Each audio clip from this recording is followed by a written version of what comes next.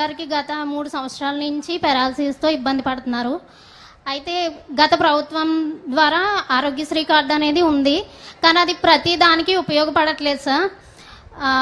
MRI scanning అనగా ఇంకా కొన్ని బ్లడ్ టెస్ట్లు అనగా అవి గవర్నమెంట్ నుంచి చేయడానికి వీలవ్వట్లేదు సార్. అలాగే ప్రైవేట్ హాస్పిటల్లో చూపించుకుంటే వేలకు వేలుగా ఖర్చు అవుతున్నాయి సార్. దానికి మేము ఏదో రకంగా మధ్యతరగతి కుటుంబాలు చూస్తూ వదిలేయలేం కదా సార్. అందుకనేసి అక్కడ ఇక్కడ అప్పులు తెచ్చి ఏదో రకంగా బతకాలి అన్న ఉద్దేశంతో ట్రీట్మెంట్ అనేది చేస్తున్నాం సార్. 3 సంవత్సరాలుగా గాయత్రి న్యూరో హాస్పిటల్లో ట్రీట్మెంట్ చేస్తున్నాం సార్. సో చాలా ఖర్చు అయింది సార్, లక్షల్లో అయ్యింది. మా దగ్గర రిపోర్ట్స్ అవి ఉన్నాయి సార్. మేము డిసెంబర్ నెలలో పెన్షన్ కోసం అనేసి, పెరాలసిస్ పెన్షన్ కోసం అనేసి అప్లై చేస్తే సదరన్ సర్టిఫికేట్ కోసం స్లాట్ బుక్ చేశారు సార్. గవర్నమెంట్ హాస్పిటల్కి వెళ్తే మేడం రావట్లేదు, మేము తర్వాత కాల్ చేస్తాం అనేసి పంపించేసారు సార్. అలా మేమే అని కాదు సార్, ఏలూరు నుంచి ఇంకా చాలా దూరం నుంచి కూడా వచ్చి వాళ్ళు పెరాలసిస్తో ఆ పేషెంట్ తీసుకొచ్చి చాలా ఇబ్బంది పడ్డారు సార్. మళ్ళీ తిరిగి వెళ్ళిపోయి వాళ్ళు కాల్ చేయకుండా ఇప్పటికీ కూడా పెన్షన్ అందక ఇబ్బంది పడ్డా. ఆ పెన్షన్ అనేది వస్తే కొంచెం మందుల కన్నా ఉపయోగపడతాయి కదా అన్న ఉద్దేశంతో మాట్లాడినాను సార్. అలాగే గవర్నమెంట్ నుంచి ఆరోగ్యశ్రీ పథకం అనేది బ్రీఫ్గా చెప్పు, అందరూ మాట్లాడాలి కదా. Okay sir. ఇప్పుడు ఏదైతే అమ్మాయిది కలెక్టర్ గారు అమ్మాయి పేరు రాసుకోండి, వెరిఫై చేసి ఇమీడియట్ కంప్లీట్ చేయండి. ఏం లేదు సార్, ఓన్లీ పెన్షన్ రావాలి, సీఎం రిలీఫ్ ఫండ్కి కొంచెం రావాలనేదే నా ఉద్దేశం sir. Thank you sir. Okay, ఇప్పుడు మళ్ళీ మాట్లాడుదురమ్మా. కూర్చోమ్మా, మాట్లాడుదమ్మా, కూర్చోమ్మా. ఏదైతే కూర్చో తమ్ముడు, కూర్చో మాట్లాడదాం, కూర్చోండి. మీరు కూర్చోవయా, కూర్చో, చెప్తే వినవే. నువ్వు కూడా కూర్చోవయా, కూర్చో, వినాలా. నువ్వు చాలా తెలివైన వాడివి, పనిచేయాలా, పనిచేసేది కూడా నేర్చుకోవాలి, మాట్లాడమే కాదు. మీరందరూ ఎట్టున్నారంటే నాకు పనులు చెప్పేసి వెళ్ళిపోదామని చూస్తున్నారు. నేను వచ్చింది మీ బాధ్యతలు కూడా గుర్తు చేయడానికి వచ్చాను. రెండూ ఉన్నాయి. ఎవరైనా సరే హక్కులు అడిగేవాళ్ళు బాధ్యత కూడా ఉండాలి. మీరు ఎవరైతే ఈరోజు బ్రహ్మాండంగా పనిచేశారో స్వచ్ఛ ఆంధ్రప్రదేశ్లో, వాళ్ళు మైక్ అడగలేదు, వాళ్ళకి ఎత్తుక్కుంటూ మేము అవార్డులు ఇచ్చాం. ఆ పరిస్థితి అందరికీ రావాలి, సమస్యలు పరిష్కారం చేయాలి, నేను చేస్తాను. కానీ కొంతమంది, ఆ కుర్రాడు ఉన్నాడు బాగా యాక్టివ్గా ఉన్నాడు, ఆయనకు మైక్ కావాలి. అంటే ఒక విషయం అందరం కూడా గుర్తుపెట్టుకోవాల్సిన అవసరం ఉంది. ఇంత మునుపు ఎవరైనా సరే ముఖ్యమంత్రి వచ్చాడా, ఈ మరి మీటింగ్ పెట్టాడా? జరిగాయి ఆ మీటింగ్లో? ఎప్పుడన్నా మైక్ ఇచ్చారా? ఎప్పుడన్నా తనుకే కాదు ఎక్కడికైనా వచ్చాడా? వస్తే నేరుగా పరదాలు కట్టుకొని వచ్చేవాళ్ళు, విమానంలో వస్తే చెట్లను నరుక్కుంటా వచ్చేవాళ్ళు, ఎవరికి మైక్ ఇచ్చేవాళ్ళు కాదు. మీరెక్కడో కూర్చుంటే వాళ్ళు ఎక్కడో కూర్చునేవాళ్ళు, ఆకాశంలో ఉండేవాళ్ళు. ఇది ప్రజాప్రభుత్వం. ప్రజలు ఏమి చెప్పినా విని పరిపాలనలో సంస్కరణలు తేవాలని ఏకైక ధ్యేయంతోనే ఈరోజు నేను మీ ముందుకు వచ్చానని చెప్పి కూడా నేను మీకు తెలియజేస్తున్నా.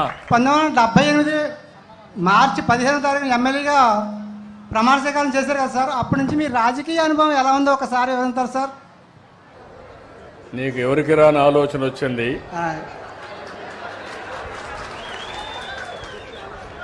ఓసారి చరిత్ర మర్చిపోతా ఉంటాం. అవునండి. మళ్ళీ గుర్తు చేసుకుంటే చరిత్ర గుర్తొస్తుంది. అవును సార్. ఇదే రోజు 47 సంవత్సరాల కంటే ముందు నేను మొట్టమొదటిసారిగా అసెంబ్లీకి అడుగుపెట్టాను. ఇప్పుడు 41 సంవత్సరాలుగా అసెంబ్లీలో ఉన్నాను. ఈ రాష్ట్రంలో ఎవరికీ దక్కని గౌరవం దక్కింది.